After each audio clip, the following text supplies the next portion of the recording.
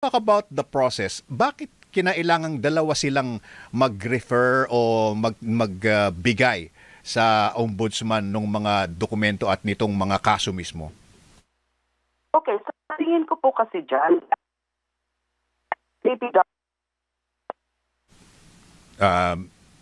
Congresswoman, medyo ano po, choppy po ang signal. Can you try and relocate, Hello? ma'am?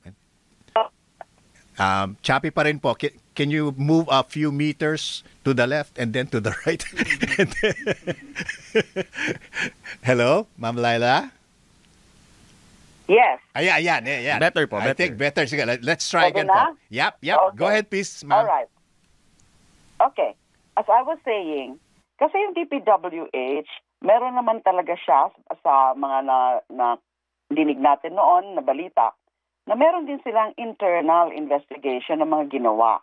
Kasi nga pumutok ito dahil nga yung sa ano rin, di ba, yung sa Bulacan, doon kaagad natin nakita yung mga involvement ng mga DPWH engineers, district engineers sa Bulacan. And then nagkaroon din ng mga inspection, personal inspection si Secretary Dizon.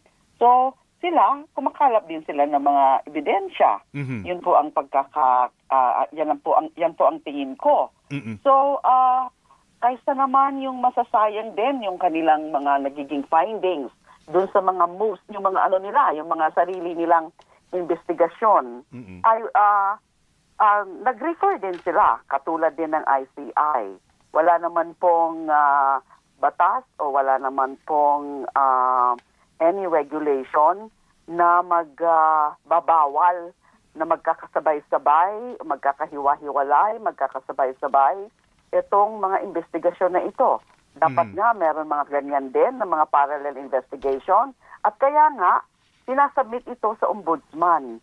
Yung ombudsman ang pwedeng makita natin o masasabi natin na parang clearinghouse of all these results or findings of investigation. Clearinghouse siya kasi siya ang magsasala, siya ang titingin deeper into the evidence at alin dyan titingnan nila, they will determine alin dyan talaga ang papasa, makakadetermine ng probable cause bago ito isalang o i-file sa Sandigan Bayan.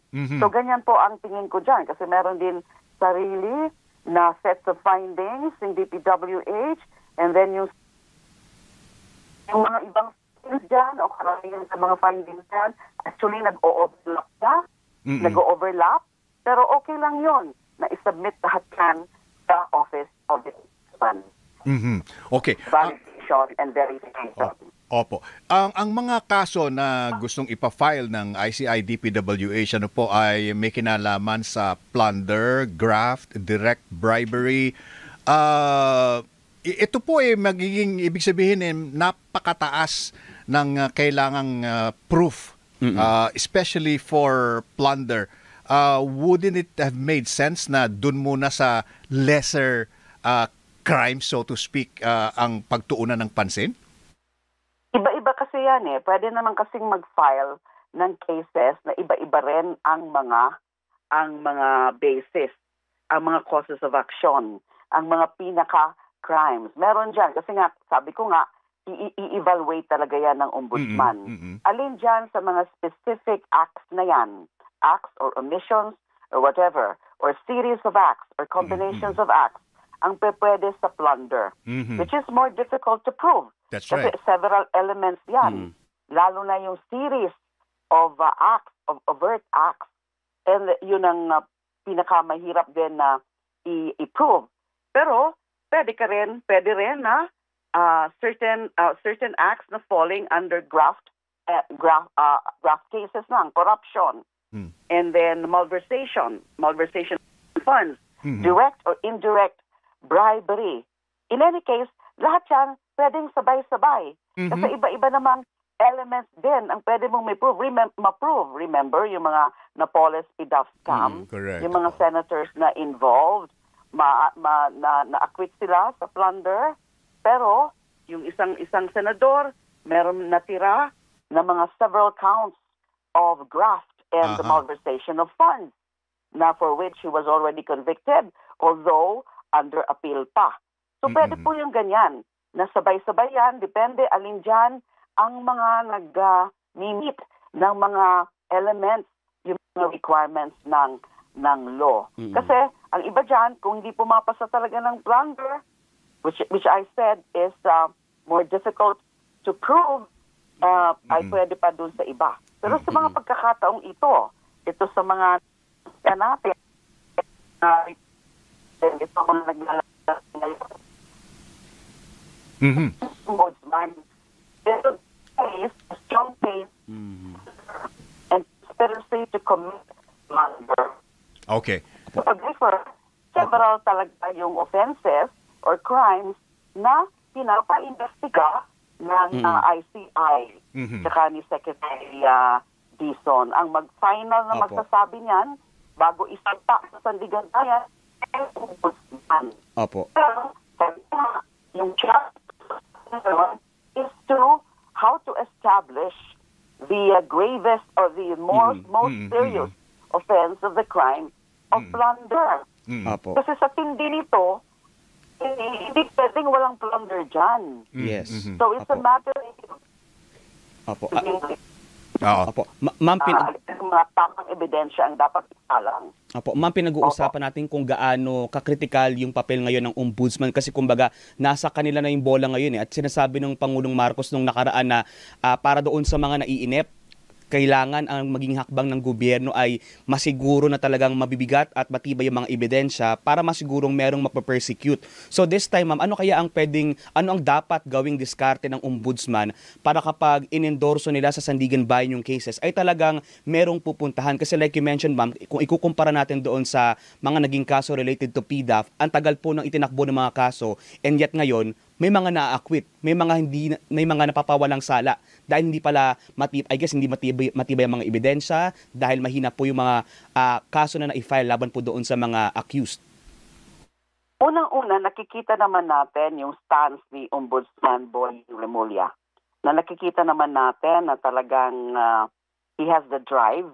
Talagang desididong siya. He is very determined. He is aggressive. And natin is that drive and determination should be accompanied with yung talagang diligent effort, the diligence, extra diligence in gathering and in coming up with the right evidence and more importantly, strong evidence to prove those cases, as I said, especially of plunder. Yes, at this point talagang meron na silang isang team or several teams na pwede nating sabihin na mga dedicated teams. Kailangan talaga dito ng mga dedicated teams.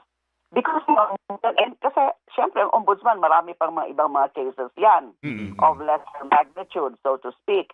Pero, ito ang kaso na ito na lahat na atensyon ng publiko at mas siguro ng mundo ay nandyan, kailangan talaga ay pag-ingatan nila at pagtuunan nila ng sapat na atensyon kaya nga yung tawag dyan normally will be the focused team of investigators and prosecutors.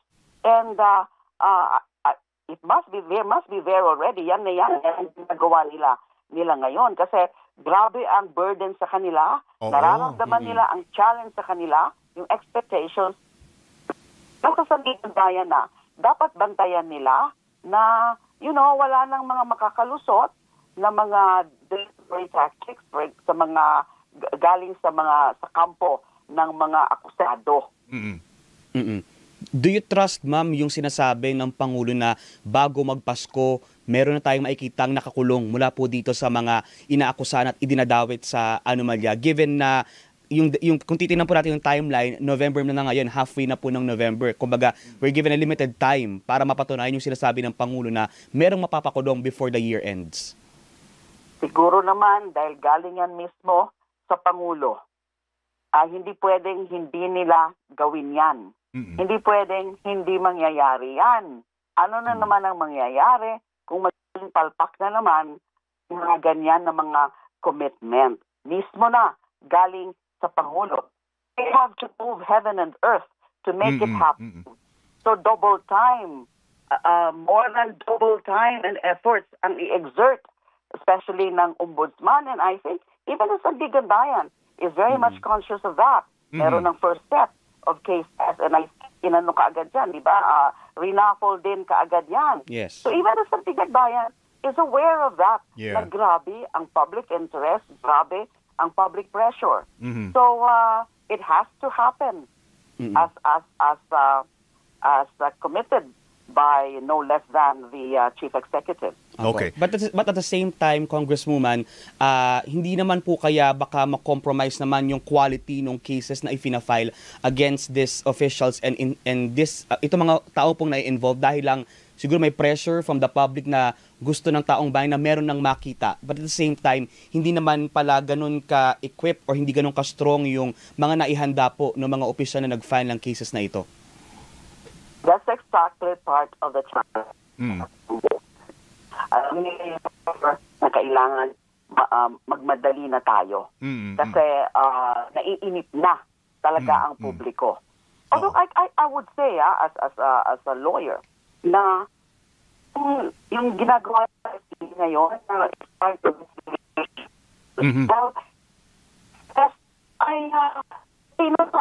na meron na silang mga ganyan na mga outcome.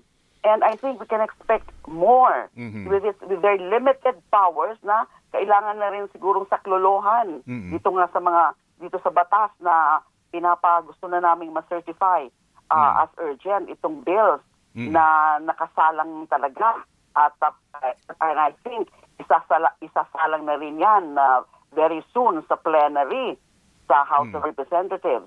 Yeah. So alam nila yan, alam nila yung pressure sa ombudsman. And ito ngang ICI, ganyan ang ginagawa, binibilisan na rin nila, pero yung ombudsman nga, nasa ombudsman yung pinaka-challenge na huwag sayangin yung mga nagiging efforts na yan from the ICI. Because yung galing sa ICI are the pieces of documents, all sorts of evidence, na yun ang i-review, i-evaluate, talagang susuriin ng gusto ng ombudsman na siguraduhin na mga malalakas ang kaso. Yeah. Now, they are racing against time. Pero kailangan bilisan din nila. And at the same time, making sure yan po ang pinaka-challenge talaga po nila. Yeah. Oh. Well, Congresswoman, alam naman natin historically ang justice system natin kumbaga sa boksingero ang pangalan is speed bagal po. Markado Oo. Kaya nga po siguro ang tinitingnan din na parang the shortest way would be kung plunder ang kaso non-bailable po ito So let's please clarify the process. So pupunta sa ombudsman, magkakaroon ng evaluation, and then papasa nila sa Sandigan Bayan. Tama po ba?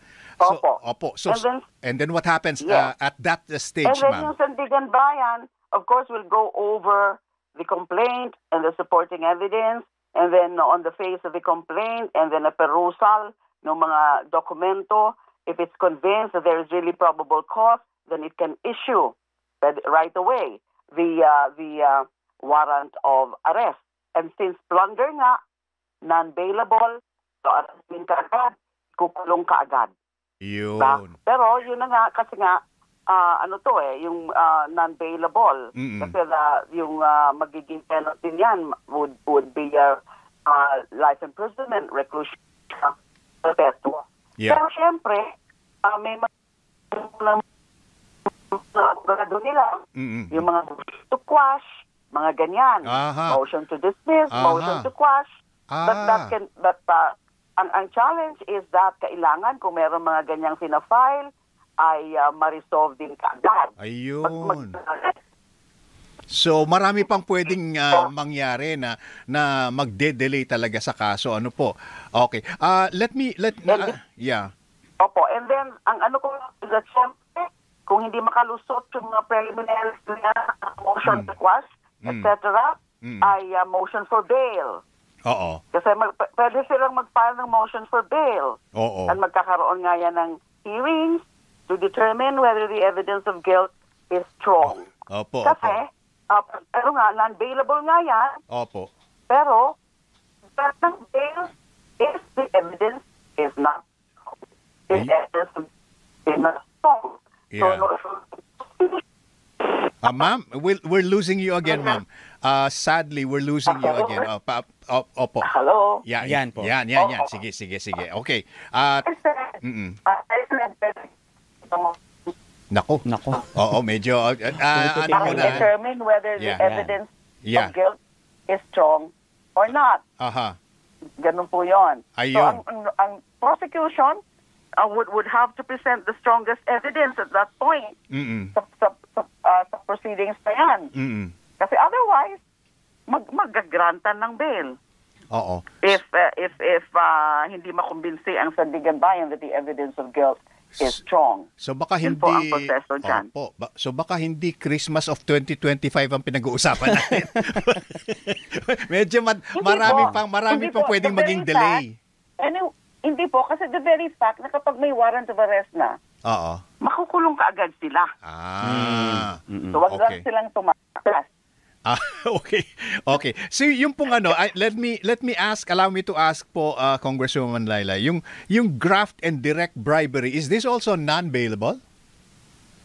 Hindi, kasi nag-recommend kasi ng no bail yung ombudsman. Okay. Kasi nga yung threshold. Yeah. Hindi ko pa pero Yeah. o yung pinaka-information, criminal information, pero based on news reports, yung threshold amount kasi ay na-meet. The 50M. Kaya they recommended no bail. Ayun. So it depends now on the Okay. if they would really also determine na wala ngang bail muna. Okay. At this point. O hindi muna sila. One last question, Ma'am Laila. One last question po. Yeah. Yung ICI talaga namang realistically malulunod sa dami ng mga dapat na gawin and when you talk about how fast they can act and resolve cases na ipapasa sa ombudsman, do you think they should have more powers, and where do they get their powers? Absolutely, they need more powers. And that's why, ito nga po ang gusto naming ibigay sa kanila. Ito ang bill namin. Na may commitment naman ang House Speaker na talaga na ito. So ang panawagan din namin sa Pangulo, he makes some announcement, some kind of announcement, na he will be certifying it. Hindi po kami nadagdag ng mga kapangyarihan sa commission. Kasi karoon ng bagong commission, pero in the meantime, ay mag-hold over muna, magko-continue yung current members of the ICI in a holdover capacity until ma-appoint yung mga regular members. Kasi from members ay and kaya nga yung and then masasubsumed o maa-absorb itong ICI, itong current ICI, which is created by a mere executive order personnel, nadadagdagan na i-assist mga support ng mga agencies, and then meron na rin mga magiging sariling budget nila, kasi dyan din sila nahihirapan yung pagkuha ng resources nila. So, napaka halaga na ito pong itong bills na ito na na-approve na namin po sa committee level. Na-approve na namin yung committee report. Na meron na pong consolidated substitute bill na pwede nang i-presenta, i-consider sa plenary ng House.